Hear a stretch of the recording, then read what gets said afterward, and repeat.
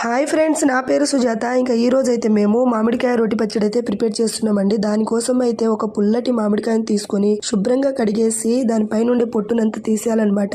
ఇలా నిలువుగా చీరేసి లోపల ఉండే పిక్కనైతే పడేయాలండి. ఇంకా చిన్న చిన్న పీసెస్ గా కట్ చేసుకోవాలి.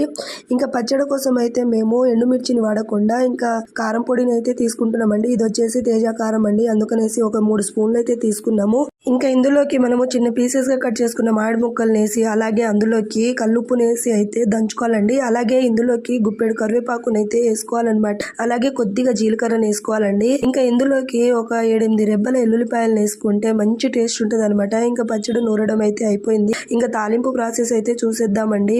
ఈ పచ్చడికి తాలింపు వేయకుండా కూడా బాగానే ఉంటది అనమాట. ఇంకా ముందుగా స్టవ్ వెలిగించుకొని కడాయి పెట్టుకొని అందులోకి 2 మరియలు ఆయిల్ వేసుకొని ఆల్ మిక్స్డ్ తాలింపు గింజలు అయితే వేసుకోవాలి. అలాగే అందులోకి ఎల్లుల్లిపాయలు, ఎండుమిర్చి, కరివేపాకు, పచ్చడి వేసి మిక్స్ చేసుకోవాలి. ఫుల్ వీడియో డిస్క్రిప్షన్ లో లింక్ ఇస్తా చూడండి.